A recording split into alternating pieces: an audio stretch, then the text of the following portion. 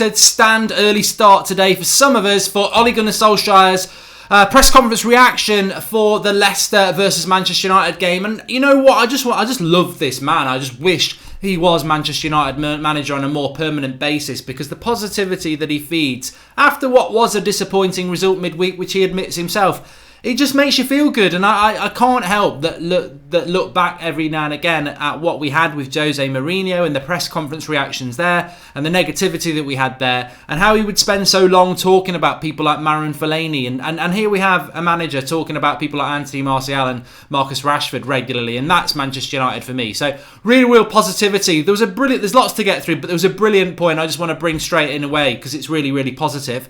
And he was asked a very good question, which is how have you got a situation where Anthony Martial was looking like he was going to leave only a few months ago, and he's now signing a 5-year contract, which is effectively a 6-year contract? When you're a caretaker manager, how do you do that? How do you convince a player to commit such a long period of their future, basically their best years, to Manchester United when you might not be here yourself in 6 months? Which I thought was a great question, and the way that Ollie answered it was absolutely spot on. He said, look, I just sat him down and said, look, this is Manchester United. Look at what people like Ronaldo did to build your career. There's no better place to do it. And I sat him down, I spoke about it, my experiences here, and said there's no better place to be to build your career. And that, to me, is just filled me with so much optimism, because this is our manager. This is our manager doing things that, you know, he might not be here in the summer, but he can sit Anthony Martial down and do that. And then he was also asked more about Anthony Martial, about what he can be. And he said, look, he's had his ups and downs. He's been top scorer in one season, then not so many not great seasons, ups and downs, obviously downs being Mourinho, but we believe in him, and most importantly, I believe in him. I think he's a great finisher. I've not seen many players in world football who've got the close skill and ability to go past a player like him. There's one or two things I've spoken to him about that I want to improve on. I want to see him making runs in behind, which immediately made me think of Paul Robinson, who's one of our mods and has been part of the channel for a long time in the live comments with you lot. And myself, and we spoke about this probably 2 years ago, and said Anthony Martial, with the pace that he's got, he needs to make that clever run where he goes along the back four and darts in, and Pogba can find him with the ball over. He doesn't do it. And I think a lot of that was to do with Mourinho didn't want him to do it. But we used to speak about that loads, about Martial getting in behind, making runs in behind. And there's Ole Gunnar Solskjaer saying in public he needs to get in behind. That's absolutely brilliant that he's saying things like that. He also said that with Martial and Rashford, they tend to score a lot of worldies. They're not scoring enough scrappy goals like I built my career on.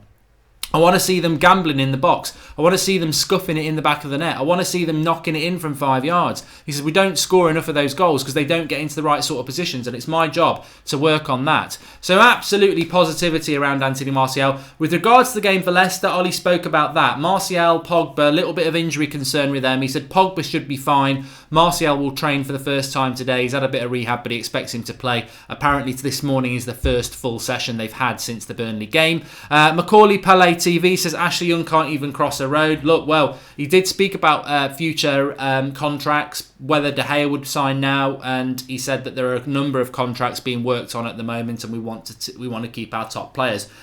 Quite clearly, if we're working on a number of contracts, the only two players I'm interested in now is De Gea and Herrera. If we're working on contracts for Phil Jones, Ashley Young and Juan Mata, I think it's a mistake, but that's my opinion. I expect they will all sign new contracts, and that means that we'll have three players that we shouldn't have at this club taking up spots that better players could come in and do. But it's a money-saving exercise for United, isn't it? I suspect that Ole Gunnar Solskjaer is being told he's got to work with what he's got, because our club is tight. It's as tight as a camel's arse in a sandstorm, and that is not going to change, I don't think, and I think that's the worry going forward. But in the short term, the positivity that Ollie is bringing to the club is fantastic. He spoke about Leicester. Obviously, I spoke about Leicester last night, so there's a bit of an echo here, but Ollie said they're a very good defensive side. They've got a very good 11. They've got great energy, intensity, and they're very quick up front. It's going to be a real test, and he said it's going to be a real test, but we like a real test. So positivity there from Ollie. That's what we want to see. I mean, interesting on Leicester. They did beat Chelsea. I think they drew with Man City. They've obviously drawn with Leicester. They've got a very good record against the top sides.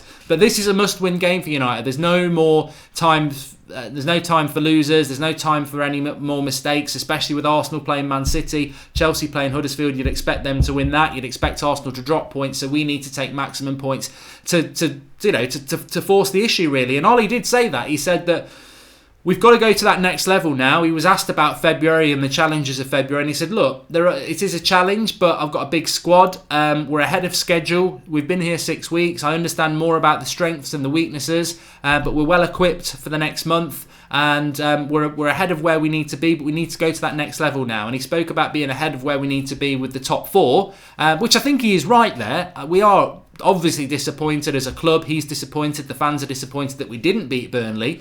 But when you look at it in the cold, harsh day, I think that we all accepted after the game, and I even said it in my match reaction, and a lot of you said it as well. It's disappointing. We should be beating Burnley, but you can't argue with 8 wins and a draw. It's we could have drawn quite easily at Spurs and beat Burnley. So obviously when it's there on a plate, you wish you take the chance, but we didn't.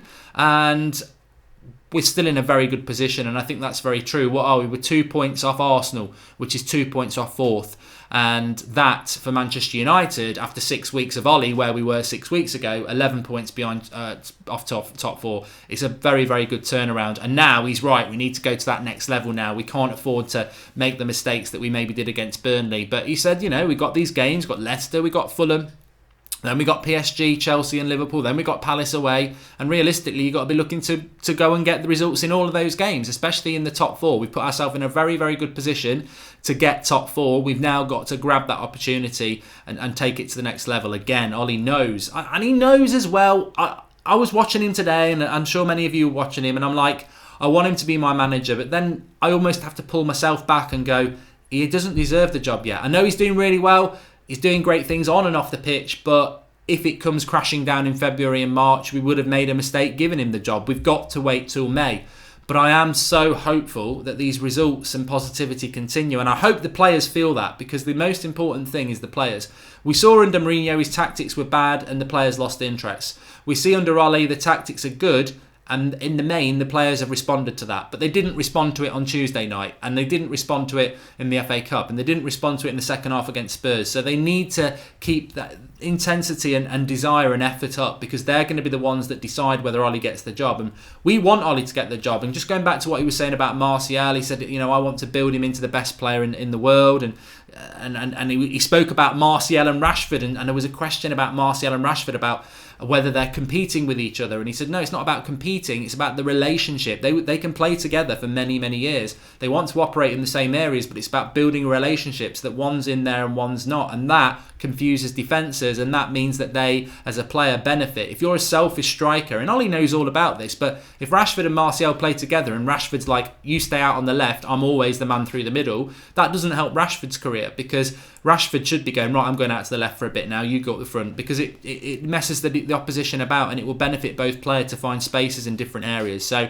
it's about building a relationship, and I love the way that Ollie said they can play with each other, they can play together for years and years. I don't know about you. So please do smash a like on the video, everybody. I think real positivity around Anthony Martial from Ollie, saying I believe in him. Obviously Martial's reciprocated that. I mean, it's something to bear in mind, isn't it? Because if Ollie isn't the manager next season, and it's not a very big if, it's quite possible. I hope he is, but he's got to get the results over the next few months, quite rightly, and then we've got to build again over the summer. But if he's not the manager next year, what does that mean for Martial and Rashford? I mean, a new manager could come in, and we might go back to what Mourinho's idea was. I want Sanchez and Lukaku, and I want Martial and Rashford on the bench. And they're all the big things that are on the shoulders of people like Ed Woodward and the board, and they've got to think about that. I mean, we as fans can have an input, and my input would be we can never go back to a manager that's going to not play Rashford, Martial as our front three players with Lingard at the moment until we get somebody else better in. I certainly don't look at Lukaku and Sanchez as the solution. Pradney Wadkis says potential audition for Ndidi for the summer move. Well, Ndidi plays off the left, doesn't he? So I don't know that is a good move. I mean, look, if you're looking at Leicester and you want a couple of players that we should be looking at to bring in, I've messed up there. I'm thinking about Damari Gray. You're absolutely right, Ndidi. too early in the morning. Anna was out on the drink last night, so I'm a bit grey in the head. But no, you're right. Ndidi, it's a potential audition for him, centre defensive midfielder. And also Ben Chilwell. I saw somebody in the live comments talking about Ben Chilwell. It's Grand Mies there. Yeah, so also Ben Chilwell is a good one as well. And that's, yeah, so Ndidi's got the pace. Match is just too slow, says Jude Janus. What do you think about him saying Martial prefers to play as a number 9, says Orny? Look, tonight at 8 o'clock, it's Friday Night Live. It's a lot more chilled. I'll probably have another drink and we can blitz through the questions and everything like that. So I'm looking forward to that. But you're right. I mean, but that's no secret. Anthony Martial, this has been said a few times, that Anthony Martial's preferred position is the number 9 position. And I've spoken about this, as have many of you. And my feeling with this is that Anthony Martial, maybe in his mid-20s, will go on to be a very, very good number 9. But I always compare him to Thierry Henry, not because of ability, but Thierry Henry came to the Premier League and was absolutely amazing on the left-hand side. Then he went up front a couple of years later. Martial's got to find that consistency and movement that Ollie's talking about on the left-hand side, and then he can become a striker. He's not ready to be a number 9. I don't want Anthony Martial to be a number 9. Anthony Martial, to me, is our best left-sided attacker, because he knows what to do to bring Pogba into the game. He hogs the touchline, and he's the best player we've got to do that. Sanchez wants to come inside, and that's not good because it kills off Pogba's runs. Rashford can do it, but he doesn't do it as well as Martial. So at the moment, Martial's the best left winger we've got until we get somebody else. So I like Martial on the left, but yeah, it's a well known thing that he wants to be up front, but not for now. And JC7 Blessed says he's a better winger, and at the moment I would expect that. I mean, Pankaj is talking about the shock result of Bournemouth Chelsea. Look, I'm very, very excited about this game on Sunday against Leicester. I was speaking to one of my mates last night about it, and I really am excited about it. And I know a lot of you probably won't be. You'll be like, oh, it's only Leicester. This game to me is probably more exciting than the Burnley game in midweek and Arsenal last Friday, because the Arsenal game is exciting as an isolated FA Cup game, but this game is going to be pivotal to our hopes for top 4. This is the sort of game that if we draw it or lose it, we'll look back and go, that was our opportunity to go ahead of Arsenal. Because after Sunday, Arsenal have got winnable games. So getting above Arsenal happens on Sunday, and then we keep building and building and building and hope that they slip up and we keep winning. So we've got to take this opportunity on Sunday. We've got to win this game, because Arsenal at the moment are above us. I don't think they'll finish at the top 4, but this is about getting 5th, and then we go for 4th. So we've got to win. But Leicester are a good side, so I'm really excited about it. Chung Lee says, I fear players will become unhappy again if Woodward doesn't retain Ollie because of his faults not backing Ollie. Players are playing for Ollie right now. I think it's a very good point, Chung. I think that we are... I spoke about this the other day, didn't I, with Rants, that the United also need to bear in mind the impact of removing somebody who's very, very popular. But the players are the ones with the power. If they keep winning games, they've got to keep Ollie.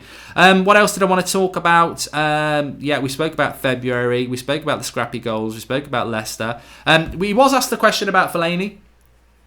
He says nothing's confirmed yet.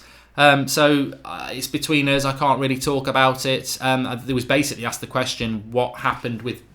The obvious question, what happened with Fellaini when only 6 months ago the club were committing to him signing a new contract, and 6 months he's gone. What's happened there? And Ollie's obviously said, well, it's not confirmed yet. He had a bit of an injury, but I'm going to keep the conversation between us.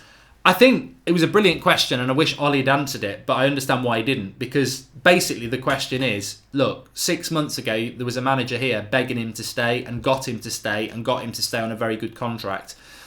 6 months later, he's out. What's gone on there? Well, I'll tell you what, I don't need the weatherman to tell me it ain't going to snow, because it hasn't snowed, and it was meant to snow, but that's between that. I'm just moody about that. But what's happened there is Ole Gunnar Solskjaer has gone into that club and said, you're not part of my plans, so if you want to move, you better move. That's what's happened, but Ollie's not an arsehole, and he's not Van Gaal or Mourinho, who probably publicly would sort of insinuate that. He's basically being respectful and saying, look, I think what Ollie would say, if he was being directly asked about it and he had to answer, he would say, we had a conversation about competition for places.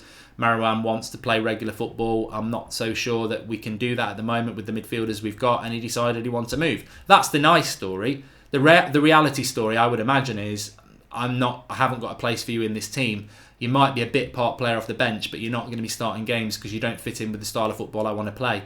And that's what's happened, and that's ruthless. That is ruthless from Ollie. And I always talk about when it comes to transfers. And I think we had a bad transfer window, but I don't think that's Ollie's fault.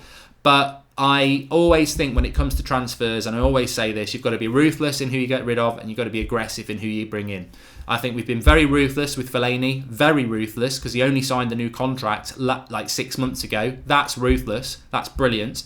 And we've been very aggressive with Martial, because that's a player who wanted to leave 6 months ago, and now he's committing 6 years to his career. 5-year contract with the option of another year. And that's aggressive from Ollie to sit him down and say, I believe in you. This is the club for you. This is why it's the club for you. And that, again, it brings me goosebumps. It makes me smile, because that is what this club's got to do. And he knows it. This is the thing I keep saying. Ole Gunnar Solskjaer knows what this club needs to be, more than me and more than you, because he's lived, breathed and bled it, quite literally. I always think about Ollie in that game, wasn't it, Newcastle at home at Old Trafford.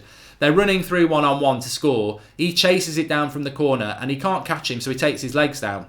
It's a professional foul. He gets a red card and he gets applauded off the pitch because he's just stopped Newcastle scoring a goal, and the crowd appreciate it. And Ollie's not a cynical, horrible person, but he knows what Manchester United's all about, and he knows the importance of Manchester United. And he, without a second's thought, he did a foul that was disgusting, really, but he did it for Manchester United. And he knows what this club is all about. And he knows we've got to be ruthless in who we get rid of. And he knows we've got to be aggressive in who we get hold of. And he knows that Anthony Martial's got to make runs in behind and start scoring scrappy goals. And he knows the way we've got to play football. I just hope, I don't know where you lot are now on who you want to be the manager, but all I hope now is that he gets the results over the next couple of months. Because if he does, he'll get the job. If we get more Burnley results and we go out and we lose to Liverpool at home, he's probably not going to get the job. But I'm just praying he's going to get these results, because he has the potential to be exactly what we need to be. And I look at the man and I listen to the man, and I know people say, well, look what happened with Di Matteo at Chelsea. He won them the European Cup and then they were terrible the next season. Look what happened with Tim Sherwood at Spurs. He started off well and it went wrong. I get that. I understand that. And that is a risk. But I listen to Ollie, and I know you can just tell how driven he is. You can tell how hard he works. You can tell that he takes in information from everybody. I mean, look, I don't want to give you a life lesson in management, but I've managed people. And whenever I'm interviewed and stuff like that, I always say, I learn the most from the bad managers, but I take information off everybody. And when there's a difficult decision to be made, I don't rush into a decision. I'll speak to people I respect and ask them what they think about it, and then I'll take it on board, but I won't necessarily do what they do. But I will seek out information from people I respect, and I learn from the mistakes and the bad managers that I've had. And I think when you listen to Ollie, I think he's very, very similar. He clearly does talk to Mike Phelan, Michael Carrick, McKenna, Sir Alex, and takes in that information, but ultimately has the bravery to do what he thinks is right. And I think also he's learned from the bad mistakes of Cardiff and the things that have gone wrong in his career. And also I'll keep repeating this as well, because I wish we were doing the United Stand 10 years ago, because I've spoken about this for years and years, and a lot of United fans have as well, because it was common knowledge. Ole Gunnar Solskjaer, when he was on the bench for Manchester United, because he was on the bench a lot, while some players were probably thinking, I can't wait to get home and play a bit of FIFA, he was studying the game. Not because he knew he wanted to be a manager, but because he knew he might only get 10 minutes. And if he gets 10 minutes, it's about making an impact. And he would study how the game was going, where the opposition were weak, where the space was. And when he went on, more often than not, he'd score a goal. That's a studious mind. Thanks for the contribution, Chung Lee. So yes, as a quick recap for those who've joined us late, Ollie's talking about Leicester being a difficult game, but he likes good challenges. Asked about the difficult February, said it's about going to the next level now. The strengths and weaknesses of the last 6 weeks, they've put themselves in a really good position for top four. We now need to eradicate the mistakes and get up to that next level and go for top four, because it's there for us to do. He was asked about Anthony Martial. He said, I believe in him. I sat him down. I told him what this club's all about. And there's a real belief in Martial. Martial and Pogba should be fit for Sunday, which is good. Fellaini will still be going, which is good. Rojo, I forgot to mention him. Rojo is out for a long period of time still, which is obviously why he wasn't sold. So that's that. And that's about it. Ollie has ambition and passion. More happy to have him because he wants to win and become part part of something big, says June Young. Let's remember Ollie has won a title in Norway. He knows how to be ruthless, says Nathan Kerr. Yes and no. I mean, look, we've got to be realistic and say the step up from Norwegian football to high-end Premier League football is a big step up, but winning is winning, isn't it? Pogba is selectively world-class, depending on his mood, says Leslie Lai. I think he's been very good under Ollie, and I think that, again, if he can keep his mood up and keep fit, then we're going to be fine. I would put Eric Bailly in the team, dear. A few people talking about Eric Bailly. He wasn't mentioned, but I think Eric Bailly should be playing on Sunday. I have a horrible feeling we'll see Phil Jones again. There seems to be a love for Phil Jones. It's snowing in Bristol, says Phil. Lucky you. 10 games in and no youth, says Jeff Broderick. We've seen flashes of youth. We've seen a bit of Chong. We've seen a bit of youth on the bench. It's very difficult. I mean, it's a very good point. Can we bring that up tonight, actually? Can someone remind me on the 8 o'clock show about that tonight? Because I think it's a long topic and I'd rather talk about it a little bit when we've got a bit more time tonight, because it's a very, very good point. What about Brooks from Bournemouth, says Zero Sub. Looks very good. Looks very good. I really like the look of him. He's the sort of player you'd love to have at Manchester United. We don't miss Fellaini, Sarkis. Please do smash a like on the video. Let's see if we can get 500 likes while we're live. Just a quick reminder as well, actually, 2 reminders that you might be interested in. First of all, I've got my own channel. It's called Mark Goldbridge. If you want to just search it in the search bar and subscribe. I do a live podcast show midday on a Friday. It's mainly non-football, talking about all sorts of stuff. A lot of people are enjoying that. It's growing week by week. So Mark Goldbridge, type it in, subscribe. I'm live at midday. And then at 1:30 on That's Football, which is Mark Goldbridge, That's Football, I'm starting my football manager career as Salford City, which is going to be very interesting because David Beckham's going to be at Salford City tomorrow. He's bought a share in it. So my chairmen are going to be the class of 92. So I'm going to be football manager of Salford City with the class of 92 as my chairman. So I think we're going to have a bit of fun doing that. So that'll be live 1:30 on That's Football. Midday, Mark Goldbridge, and then 8 o'clock tonight, the United Stand. Basically, just type in That's Football, subscribe, Mark Goldbridge, subscribe, and then subscribe to here, and then when you'll get the notifications. Thanks everyone for watching. Really enjoying doing these match reactions. Thanks everyone who's joining me. I know it's sometimes a little bit of a difficult time. If you aren't watching live, thanks for watching the show as well. Lots going on today and a really big weekend for Manchester United. So I'm very, very excited about it. I hope you are too. Positivity reigns. Thanks for watching.